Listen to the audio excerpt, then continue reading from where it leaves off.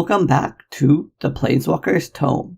We're continuing with our reading of Planeswalker by Jeff Grubb. Chapter 5, Minions and Madness. It is difficult for modern individuals, even those who live at higher altitudes or in northern climes, to truly appreciate the depth and severity of the Ice Age. Those in the modern north are at least aware of the warmer south, and those in the mountains of the fertile lowlands. During the Ice Age, the world was wrapped in ice much of the time.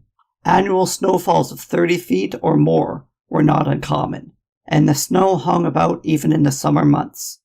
In more and more locations, the snow did not vanish at all, and farmers would have to clear their fields of ice before their hardy crops could burst forth from the frozen soil. The weather was both capricious and unrelenting. The only variance was in the type of snow.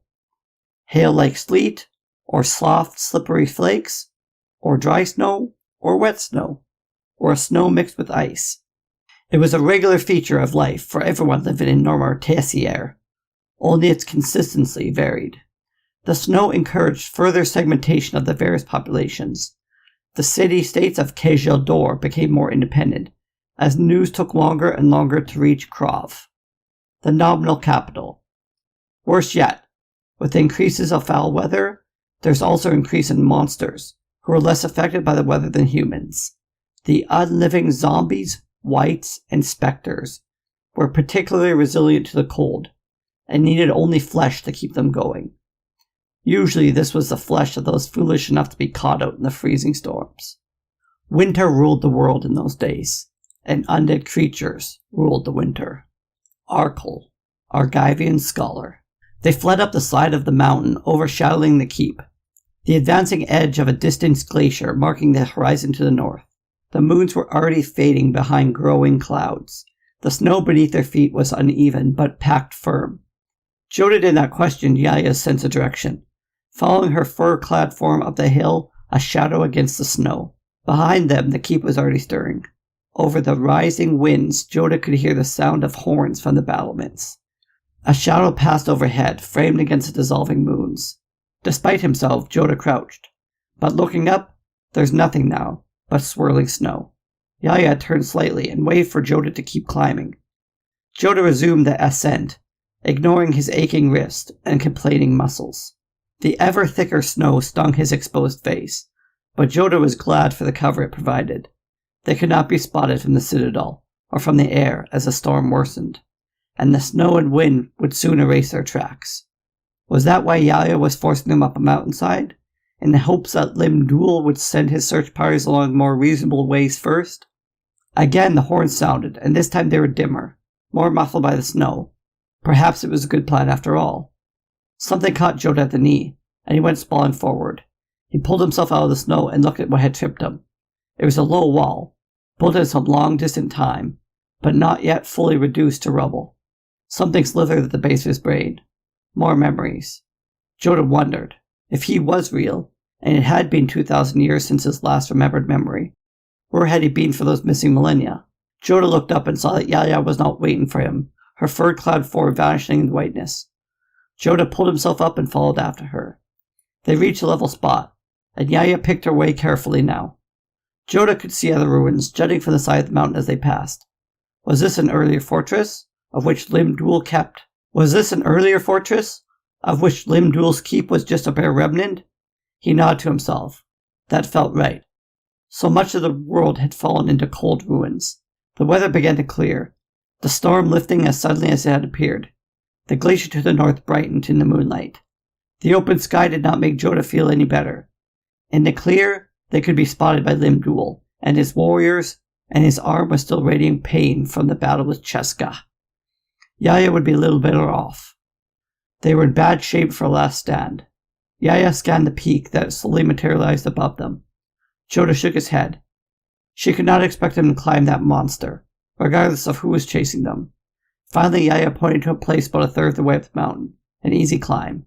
Jodah saw nothing unusual about location, but followed her anyway. As they approached, Jodah saw that Yaya was making for a shadow in the snow, little more than a divot in the snowdrift. It seemed to conceal a larger cavern in the mountainside. Yaya carefully examined the entrance, then eased herself within. Jodah followed. The snowdrift hit a short cavern, snug and comfortable, and Jodah realized not entirely natural. A pair of benches had been carved out of the rock along each wall. Yaya started to unwind her furs as Jodah looked around. Look familiar, she said. Jodah pursed his lips, then shook his head. Something was familiar about this place, but it was still locked in the unknown part of his mind, where the other dark lumbering shapes dwelled. The further they had gone from Tesserhorn, the larger the shapes had become. Yaya frowned. Damn, I had hoped that this would jar something loose. My mistake. She walked back towards the entrance. The sky was clearing now, and the cavern was lit by the indirect moonlight off the snow, giving it a cold bluish tinge. Still, we can probably scroll up here for a few days, then try to sneak away. I don't think Dim Bulb will think that we'll stay this close to the keep. Jodah sat down on one of the benches and pulled up his heavy mittens. The short climb and his numerous stumbles had left the gloves wet. Already his hands were red from the cold. Yaya walked over him and frowned more deeply. You better get some warmth. Frostbite isn't the worst thing that can happen, but it's close. Jodah looked at Yaya. You think a fire would be wise in here? Yaya blinked at the mage, then shook her head. Sorry. I keep forgetting that I can probably work better magic than you right now. Me, the little task mage. The irony is just killing me. She placed her palm together. When she pulled them apart, she was holding a red pip, no larger than a seed. Here, she handed it to Jodah. Cup it in your hands. Jodah took the seed. It felt warm, and the warmth spread into the rest of his body. Yaya went back to the doorway. Despite her brave talk, she obviously wasn't sure that the snow blanket would hide their safe haven. Who am I? He said at last. You're Jodah, the archmage eternal of the School of the Unseen at Latnam. We did that routine already. Ring any bells this time? Jodah closed his eyes. It felt familiar, but maddeningly so. There were memories there, but they stayed huge dark icebergs. There were other things there, unpleasant things, in those shadows. He was still unsure how much he wanted to know. How long have I been? Jodah paused. This archmage. Forever, said Yaya, scanning the horizon. Then turning back to Jodah. That is what eternal tends to mean. Jodah looked at her blatantly. For as long as I can remember, she said at last, and for the living memory of everyone else at the school, and for most of the records that we have going back to almost the beginning of the school, and maybe before that. Am I? Jodah tried to push the darkness in his mind back, but it was a thick fog resisting his attempts. Am I a planeswalker? If you are, you never told me, said Yaya, smirking. Then how could I have lived so long? Jodah shook his head. Ah, said Yaya, sitting down next to him on the bench. That was a question I asked you once, and you told me that you don't tell people. It only causes them to do foolish things, you said. But if you had trusted me then and told me, you would know now. I see, said Jodah. I'm a bit secretive then. It has been noted, said Yaya. I think I used the phrase secretive, insensitive jerk, if I remember the particulars. Jodah looked up to Yaya, into her wide, expressive eyes. You know me well, then. Better than you'd like to admit, she said breezily. Were we close? He asked. Yaya looked at Jodah, then sighed. Yes and no. Let's just say we'd known each other a long time. At least, a long time in my life. And we'd been together.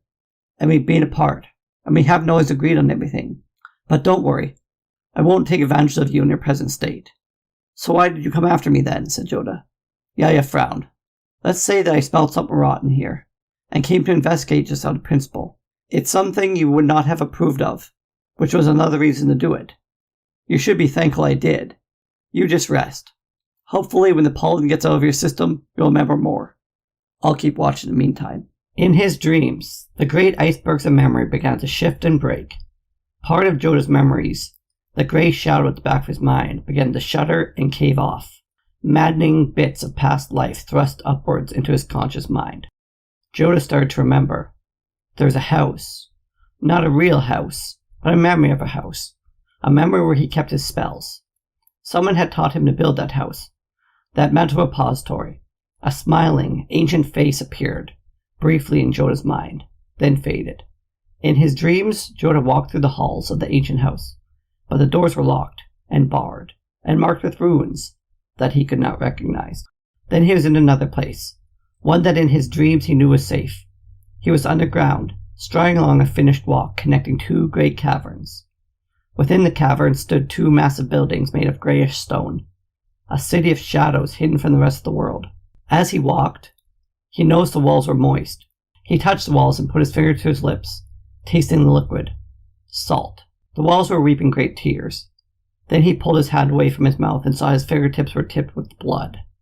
The walls were bleeding now, first slowly, but now in torrents that pooled in the passage. Jodah began to run.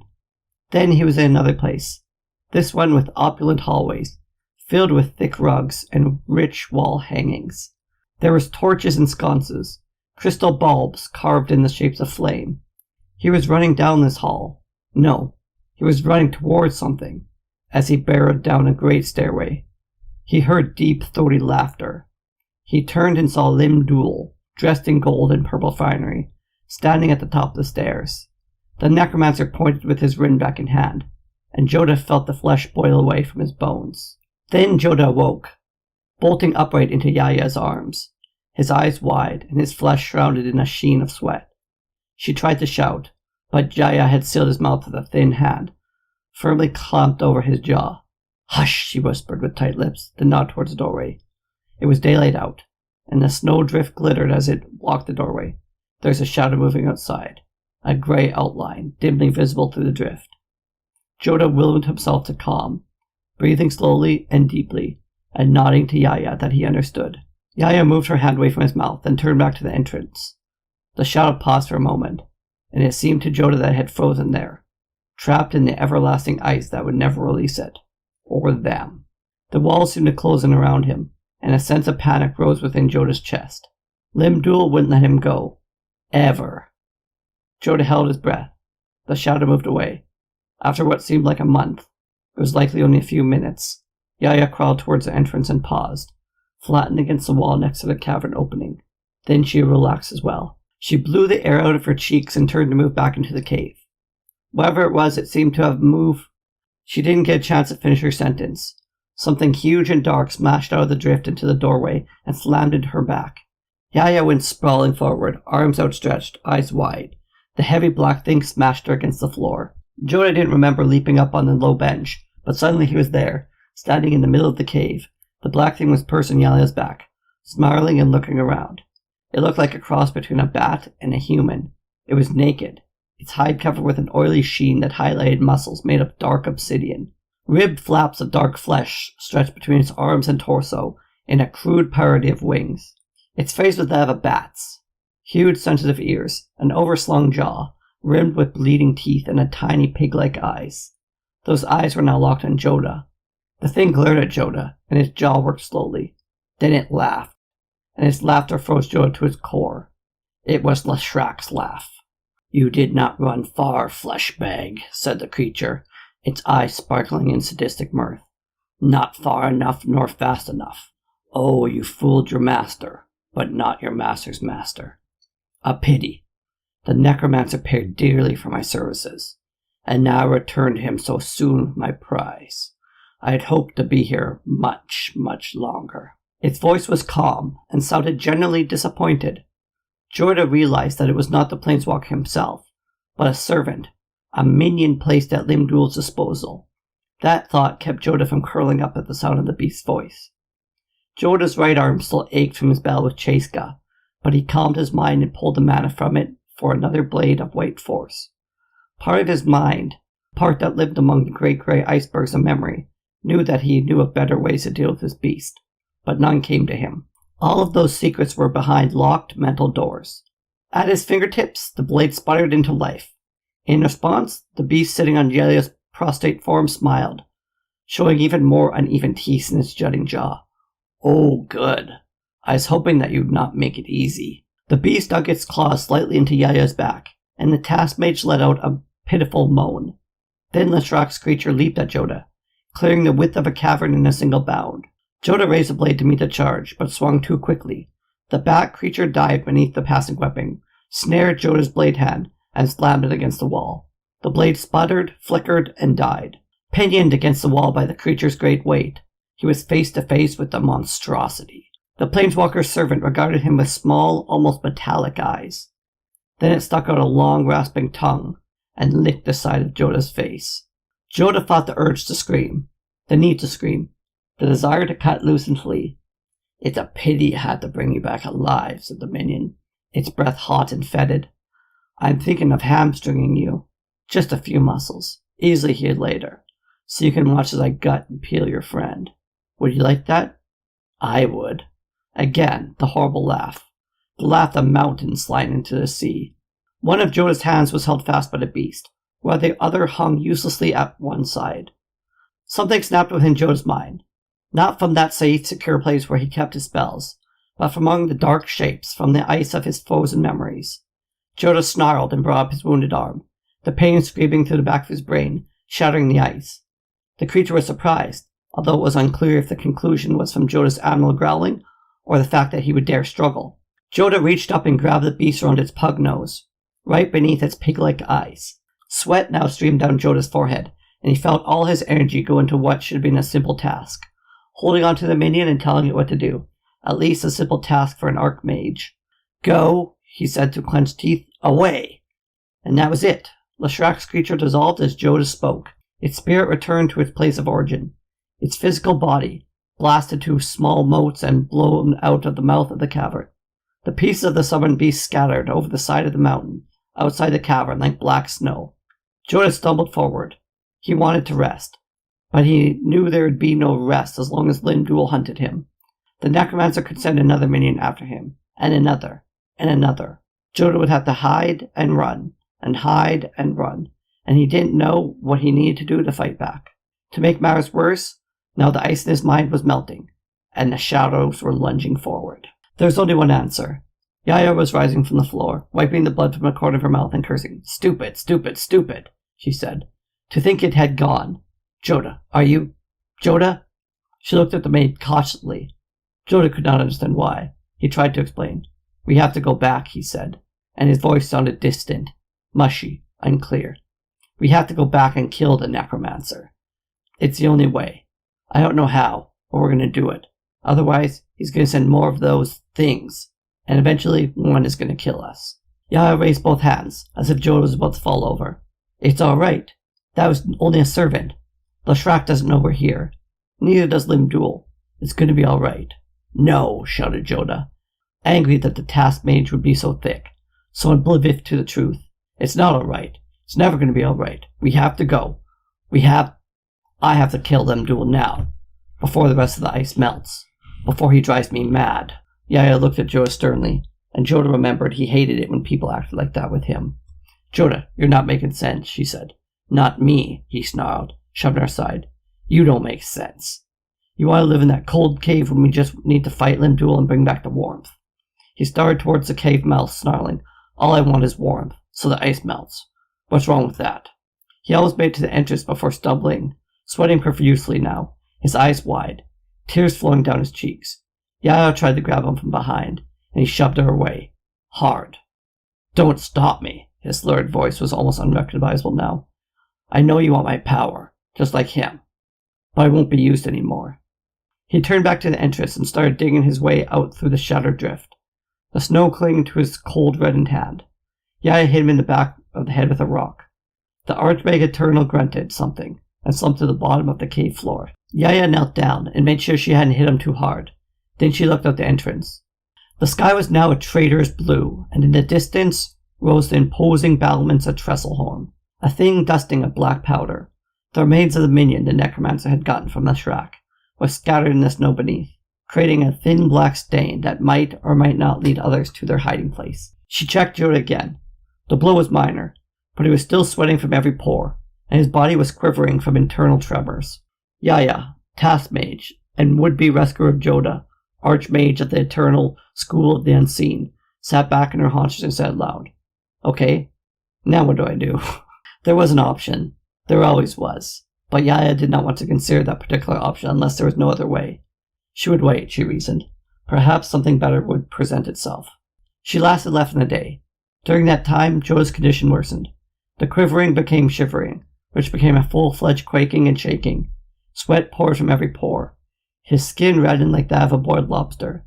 He was now hot to the touch, and even packs of snow brought from the entrance did nothing to abate his fever. He babbled, and sometimes he tried to scream. She shoved a hand over his mouth. He bit her. Finally, he subsided into one of his quiet times. He lay there on a bench, wrapped with his furs, and Yaya's as well. He was twitching with something within him, Something that Limdul had done to him, she thought. Or something that she had done, she worried. Yaya looked at the sweat-stained and lined face, no older than the first time she'd met him, when she broke into his prestigious college, his city of secrets, in search of an item for a less than reputable patron. For her it was a job, but after he had stopped her, leveled her with his spells, he did not kill her. Instead, he forgave her, and allowed her to join his other students. He taught her those first few spells, and in the end she left. Though not because of him. Not exactly. No, rather it was because of his power, his position, his way of thinking. She left not because of who he was at the heart. They had crossed paths a half-dozen times since then, and each time he was maddening, infuriating, superior, and frustrating, just like she remembered him. It was a kind of security to her. But he was never like this. He was never dying. She walked over to his form and placed her fingers gently on his forehead. Her fingertips almost burned at the touch, and he stirred, muttering, something in some long-dead language.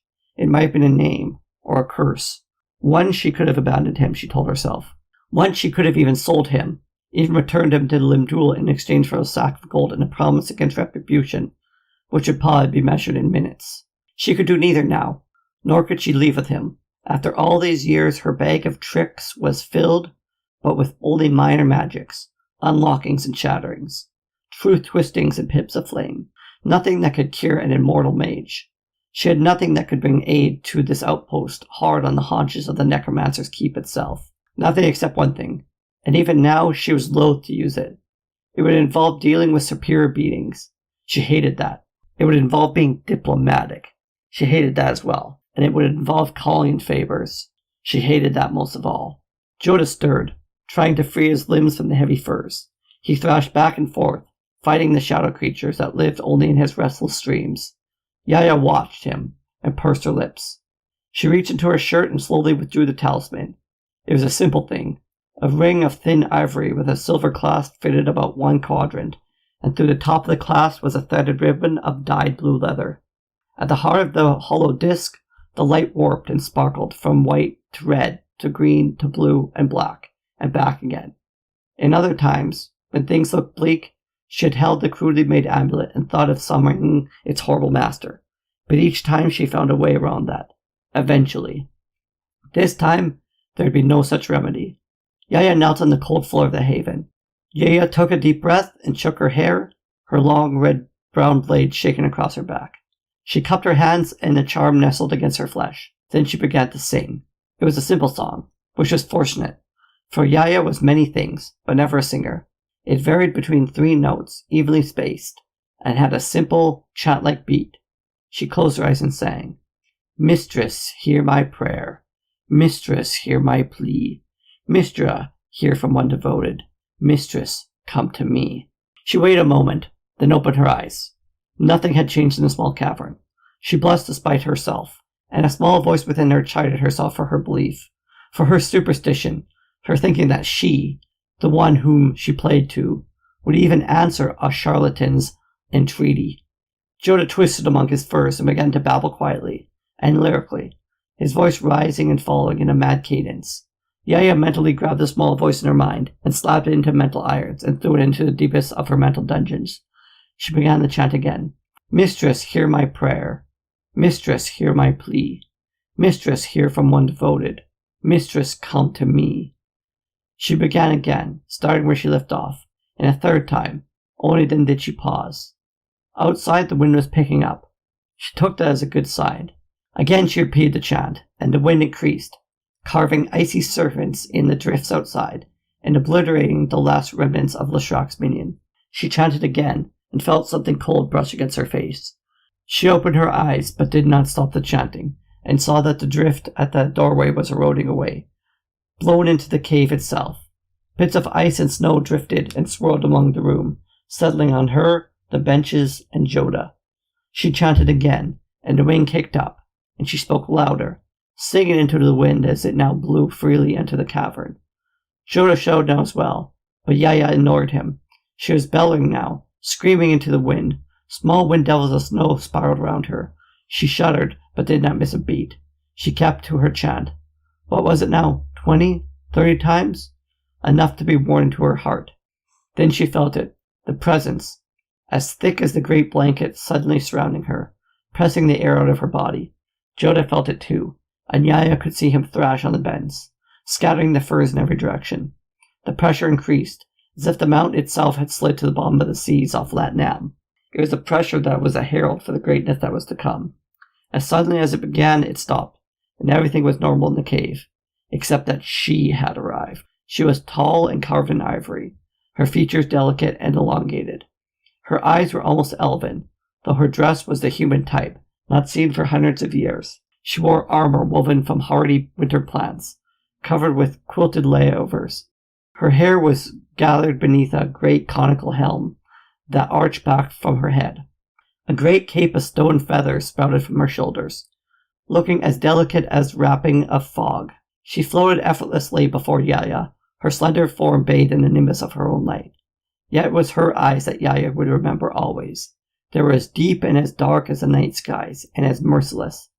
Yaya Ballard held at her sound, and the words were frozen in her throat. The new arrival looked down at the kneeling task mage, and said, "Who is it who calls for the help of Freyalise, mightiest of the planeswalkers?" This concludes Chapter 5 of our saga. If you enjoyed the tale so far, don't forget to like, subscribe, and follow us on both YouTube and your preferred podcast platform. Your support means the world to us. Until next time, may your adventures be as boundless as the plains themselves. Thank you for listening.